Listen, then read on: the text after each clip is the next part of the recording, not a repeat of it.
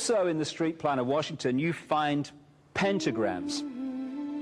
So here we have two pentagrams in the street plan of Washington. The top one points into the Capitol building, and the one at the bottom points into the White House. This is a political building, so we're told. In fact, it's a temple to a secret society, built by the Freemasons to a specific design, Congress, the Congress building. Where did it get its name from? Capitol Hill, from a sacred place of the Roman Brotherhood going way back called Capitoline Hill. And when Madeleine Albright, high priestess of this brotherhood, became Secretary of State, and she went across on her first overseas visit to Europe, she actually went to Rome and made an official visit, what for her would have been a pilgrimage to Capitoline Hill in Rome, and that's where we get Capitol Hill from. This is George Washington. In the last century, they decided they didn't have a decent statue of George, so instead of getting an American to produce one, they ordered it from Italy, from Florence.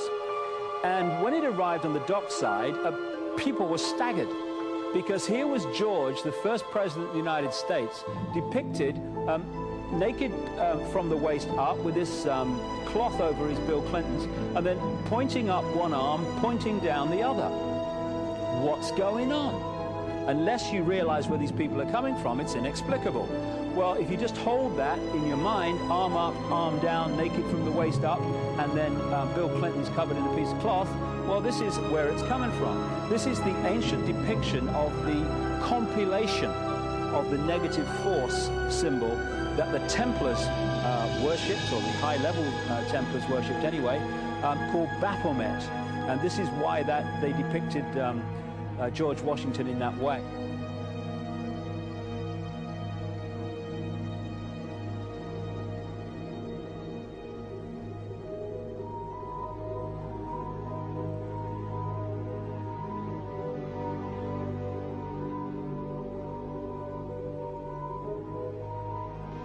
What has come to light is that it's now been, it is not so surprising for a lot of people that there are covens amongst the very educated class, architects, doctors, lawyers, priests, brokers, and the leisure class.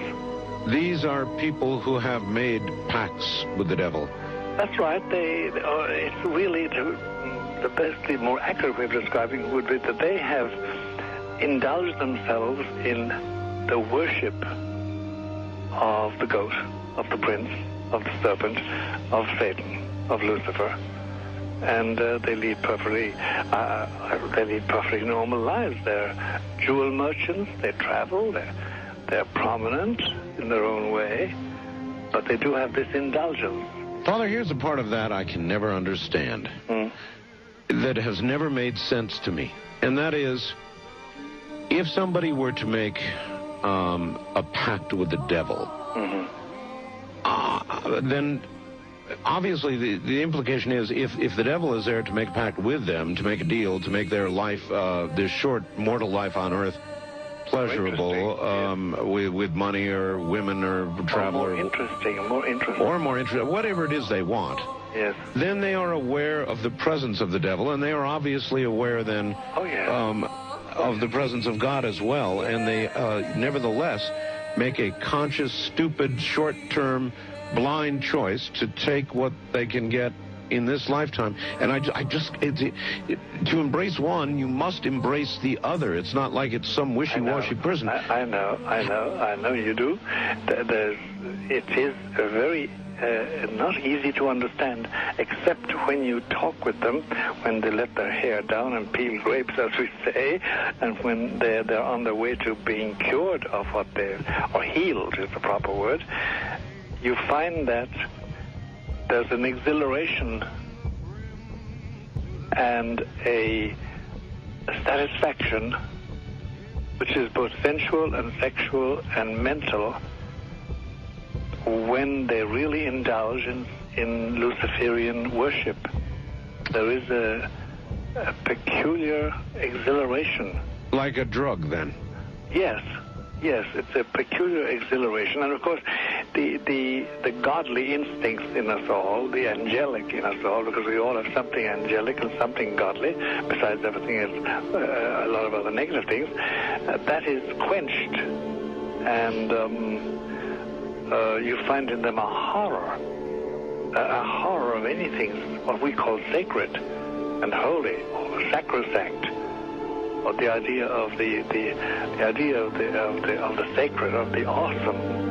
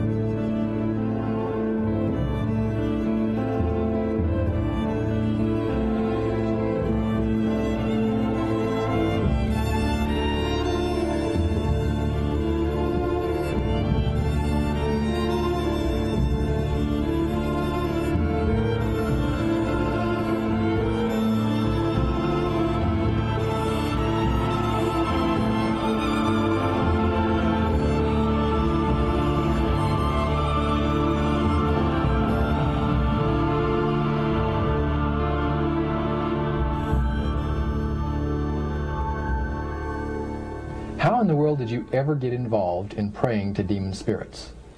A fellow that had been on a particular ship with me, he told me, "Hey, I got something fantastic to tell you."